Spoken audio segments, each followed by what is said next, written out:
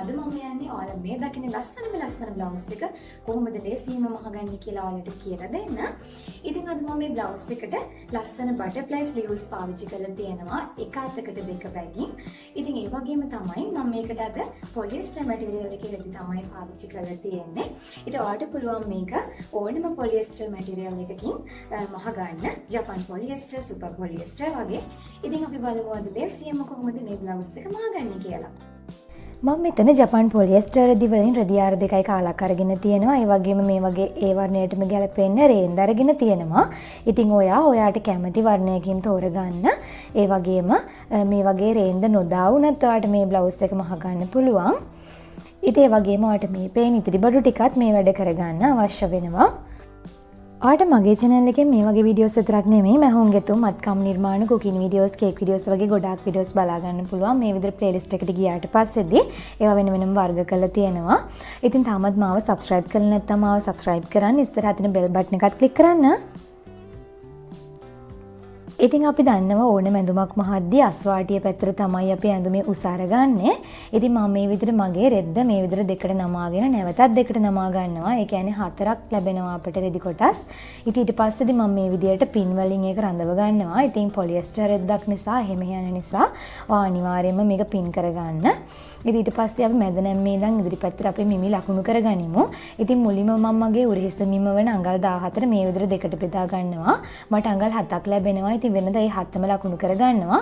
අද මේ ඩිසයින් එකේ අතේ කපලා හැඩයක් දාලා තියෙන නිසා මම අඟලක් අඩු කරලා අඟල් 6ක් විදියට මේ විදිහට ලකුණු කරගන්නවා. ඔයාගේ උරහිස මිම්ම දෙකෙන් බෙදලා ඒකෙන් අඟලක් අඩු කරලා මේ විදිහට ලකුණු කරගන්න. එතකොට ලස්සනයි. ඉතින් ඊට පස්සේදී උරහිස මිම්මම මේ විදියට දෙකෙන් බෙදාගෙන මම පහලට ලකුණු කරගන්නවා.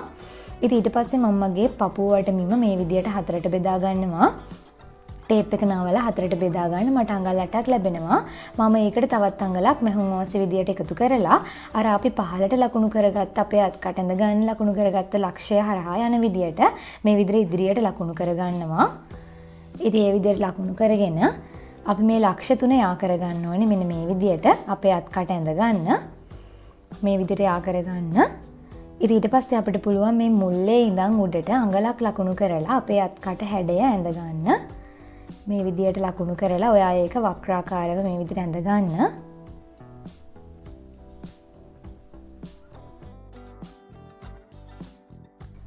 ඉතින් ඊට පස්සේ මම අඟල් 3මාරක් මගේ කරපළල විදියට ලකුණු කරගන්නවා. මැද නැම්මේ ඉඳන් ඉදිරියට ලකුණු කරගන්න ඕනම කෙනෙකුට කරපළල ඒ ප්‍රමාණවත්. ඒ වගේම අඟල් 2මාරක් මම කර ගැඹුර ලකුණු කරගන්නවා. ඒක ඔයා අවශ්‍ය විදියට වෙනස් කරගන්න පුළුවන්. ඔයා කැමති විදියට. ඉතින් මේ දෙක මෙන්න මේ විදියට එකතු කරලා රවුම් හැඩයක් මම ඇඳ ගන්නවා. ඔයාට මේකට ඕනම හැඩයක් ඇඳ ගන්න පුළුවන්. ඒ වගේම අපි වෙනද අඟල් භාගයක් උරහිස පහත් කරනවා. මේ ඩිසයින් එකේදී එහෙම පහත් කරන්නේ නැහැ.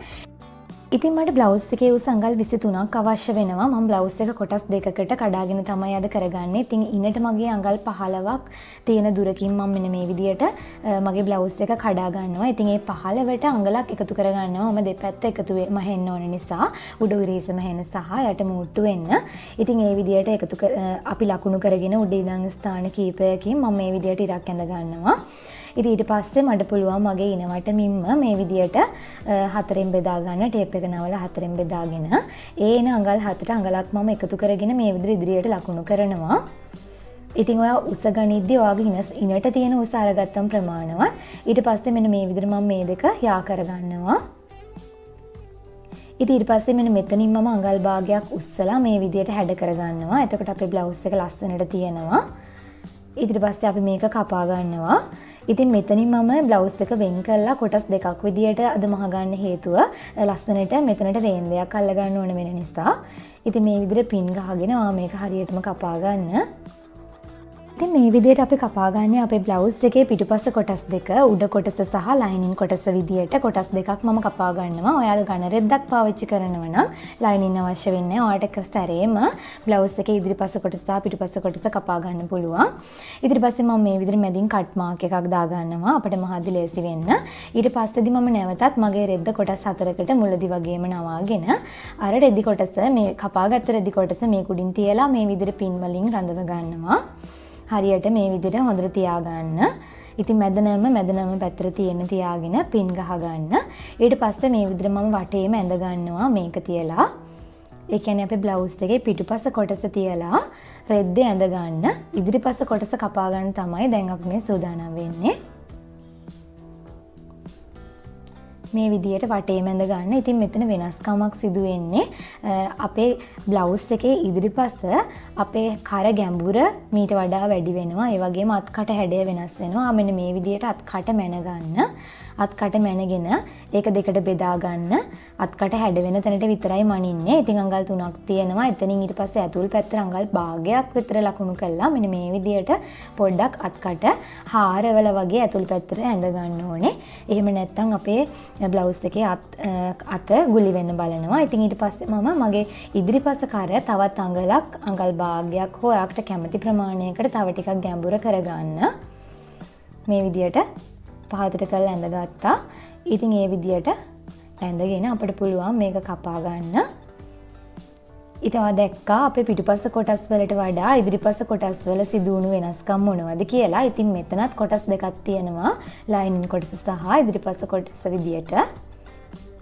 මෙන්න මේ විදියට අපි පස්සේ ඇඳගත්ත තැනින් තමයි ඔයා කපා ගන්න ඕනේ. මේකේ උරහිස හැඩ වෙන්නේ නැහැ. මේ විදියට මම කපන්නේ අර පොඩ්ඩක් මගේ රෙද්ද වැඩි කොටසක් තිබ්බා ඒක. උරහිස එකේලිය තමයි තියෙන්නේ. ඉතින් ඊට පස්සේදී අපිට පුළුවන් මේකෙත් මැදින් කට් මාක් දාගන්න. ඉතින් ඒ වගේම ඔයා මේකේ අනිවාර්යයෙන්ම රෙද්ද එකම වගේ රෙද්දක් නම් කන පිට ලකුණු කරගන්න. ඉතින් ඊට පස්සේ නැවතත් මම මගේ රෙද්ද අර කලින් වගේම දෙකට නැවුවා. ආයෙත් මේ විදිහට දෙකට නැවුවා. ඉතින් ඒ කියන්නේ කොටස් 4ක් විදියට නැමිලා තියෙනවා. එක සැරයක් දෙකට නමන්න ආයෙත් දෙකට නමන්න. ඊට පස්සේදී මම අඟල් 7.5ක් විතර මට උස අවශ්‍ය වෙන කොටසක් කපා ගන්න ඕන නිසා මැහුම් වාසිත් එක්ක මම අඟල් 9ක් විතර තියා ගන්නවා. උඩින් මැහෙන්න සහ යට වාටිය මැහෙන්න විදියට. ඉතින් ඒ වගේ කොටස් දෙකක් මට අවශ්‍ය වෙන නිසා මම 9 බැගින් කොටස් දෙකක් මෙන්න මේ විදියට ලකුණු කර ගන්නවා. මොකද ලයිනින් කොටසකුත් අවශ්‍ය වෙන නිසා අපිට කොටස් 4ක් ඕන වෙනවා. මේ විදියට මම ඒක මේ විදියට ලකුණු කරගෙන යා කර ගන්නවා. යා කරගෙන අපිට මේක කපා ගන්න පුළුවන්. ඔයාලට මහද්දි තේරෙවි මේක කොහොමද මහගන්නේ කියලා. ඉතින් බ්ලවුස් එක එකටම ගන්නවට වඩා මේ විදියට කරගත්තම ලස්සනයි. ඉතින් මේ විදියට දිග අරගන්න. දිග අරගෙන ඔයාලට පුළුවන් මේක සයිඩ් එකෙන් මේ විදියට කපන්න. ඉතින් ඔයාලට පේනවා දැන් කොටස් දෙකක් තියෙනවා කියලා. ඉතින් මේ විදියට ඉදිරිපස්ස කොටස් දෙක තියෙනවා, පිටුපස්ස කොටස් දෙක තියෙනවා. ඉතින් ඒවත් මැදින් කට් මාක් දාගන්න. එතකොට බ්ලවුස් එකට ඔයාලට අල්ලන්න ලේසියි. ඉතින් ඊට පස්සේ නැවතත් මම රෙද්ද අර විදියටම දෙකට නමාගෙන මෙන්න මේ විදියට ත්‍රිකෝණාකාරව නවා ගන්නවා. ප්ලෑට් සාය කපන්න නවනවා වගේ නවා ගන්න. ඊට පස්සේදී අපි මෙන්න මේ විදියට අපේ හැට්ටේ කපාගත්ත අත්කට වටේ මේ විදියට මැන ගන්න අඟල් 9ක් තියෙනවා. ඉතින් මෙන්න මෙතන උඩ ඔයා අඟල් 9ක් එන ස්ථානය අඳුර ගන්න ඕනේ. මේ විදියට ටේප් එක පොඩ්ඩක් රවුන්ඩ් කරලා ඔයාගේ රෙද්දේ උඩ තියලා බලන්න. සාමාන්‍යයෙන් හිතා ගන්න මෙන්න මේ තැනට ආවට පස්සේදී අඟල් 9ක් තියෙනවා කියලා. ඉතින් මට අඟල් උඩ ඉඳන් බලද්දි 10.5ක් විතර තියෙන ස්ථානයෙන් අඟල් 9ක් එනවා කියලා මට හිතෙනවා. මම ඒ නිසා මේ විදියට ඒක ඇඳ ගන්නවා. ඔයා ඒක කරලා බලන්න. එක සැරයක් වර්ධිනවා නම් ආයෙත් ආ පොඩ්ඩක් එක වෙනස් කරලා බලන්න. අඟල් 9ක් ඒ කියන්නේ අත්කට එක පැත්තක තියෙන ප්‍රමාණය තමයි මෙතෙන්ට තියෙන්න ඕනේ. ඉතින් මම මේ විදිහට ඇඳගත්තා. දැන් මේ පැත්ත තමයි අපේ උරහිසට මූට්ටු වෙන පැත්ත. මැද නැම්ම තියෙන පැත්ත. ඉතින් මේ පැත්තේ ඔයාලට අවශ්‍ය උස ප්‍රමාණය ලකුණු කරගන්න. ඉතින් අඟල් 11.5ක් අවශ්‍ය වෙනවා මට උස අත දිග. ඉතින් ඒකට මම මැහුම් වාසි අඟල් 1.5ක් තියාගෙන අඟල් 13ක් මේ විදිහට තියා ගන්නවා. යට වාටිය මැහෙන සහ උඩ උරහිසට මූට්ටු වෙන්න. ඉතින් ඊට පස්සේ මම මෙතන ඉඳන් මේ පැත්තට ඊට වඩා අඩු ප්‍රමාණයක් තමයි තියාගන්නේ. එතනින් අඟල් 4ක් විතර අඩු කරලා අඟල් 9ක් විතර මම මේ පැත්තේ ලකුණු කරගන්නවා. ඉතින් ඊට පස්සේදී අපිට ටිකෙන් ටික වැඩි කරගෙන මේකේ වක්‍රය ලස්සනට ඇඳ ගන්න පුළුවන්. 9ක් 10ක් 11ක් 12ක් 13ක් විදියට ඔයා මේක ටික මෙන්න මේ විදියට අඩු වෙන විදියට දැන් මේ විදිහට මම 12ක් ලකුණු කරනවා ඊළඟට 11ක් ලකුණු කරනවා. ඒ විදිහට ඔයා මේ විදිහට ඇඳ ගන්න. ඉතින් එහෙම නැතිව එකම ප්‍රමාණයක් තියාගත්තොත් අර විදිහත් හැඩයක් එන්නේ නැහැ. ඉතින් බටර්ෆ්ලයි ස්ලීව් එක කපා ගනිද්දි මේ ක්‍රමය යොදාගත්තාම ලස්සනට කපා ගන්න පුළුවන්. යටින් එල්ලුණාට පස්සේදී අර වගේ ලස්සන හැඩයක් එන්නේ නැහැ. ඉතින් මේ විදිහ අත්මෝස්තරයක් තියෙනවා. ඉතින් අද මම පාවිච්චි කරන්නේ මේ විදිහ අත්මෝස්තරයක්. ඊට පස්සේ මම මේ විදිහට කපා ගන්නවා මගේ අත් කොටස.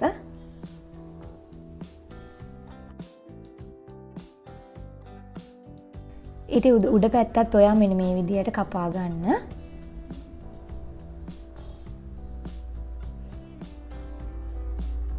ඉතින් ඔයා දැක්කා තව අපි ඩබල් ස්ලීව්ස් තමයි පාවිච්චි කරලා තියෙන්නේ. ඒ නිසා ඉතින් තවත් දෙකක් මට කපා ගන්න ඕනේ. මම මේ විදිහට නැවතත් කලින් නම් වගේම නමලා කපා ගත්ත අත මේ විදිහට තියා ගන්නවා. තියාගෙන මෙතන මෙන්න මේ විදිහට උඩ තැන ඇඳ ගන්නවා.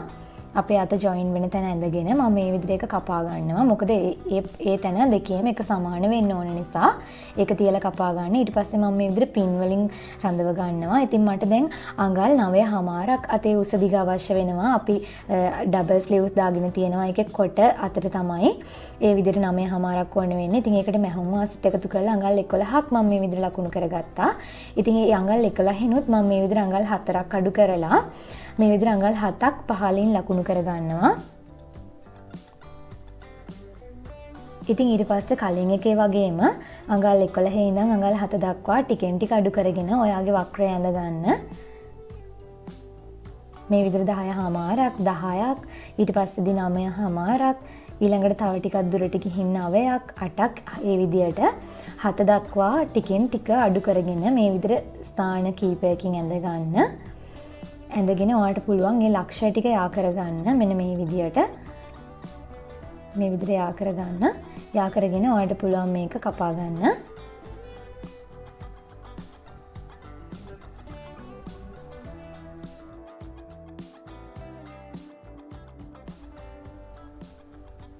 ඉතින් මේ විදිහට අපි අපේ අත් කොටස් දෙකම කපා ගත්තා. එක අතකට දෙක බැගින්. ඊට පස්සේ මම මේ විදිහට ඔක්කොම අත් ටික එකට තියා ගන්නවා. එක තැනින් තියාගෙන හරියටම ඒක හොඳට සම්බන්ධ වෙන්න තියාගෙන ඔයා ඒක පින් වලින් රඳව ගන්න.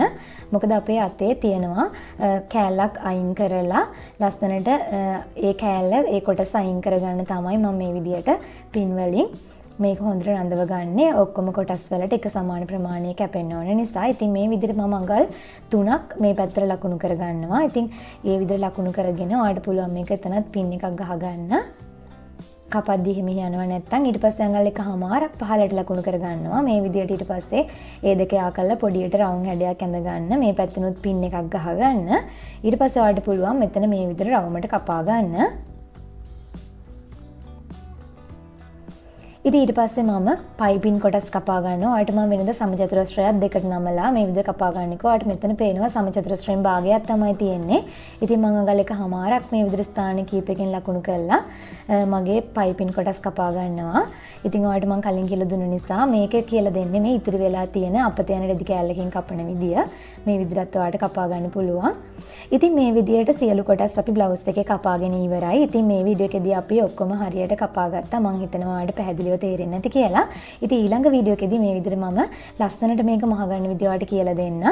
ඉතින් මේ වීඩියෝ එකේ link එක මම description box එකේ දාන්නම්. ඔයා ඒකත් බලන්න. ඉතින් මේ වීඩියෝ එකට කැමති නම් like කරන්න, share කරන්න, මාව subscribe කරන්න.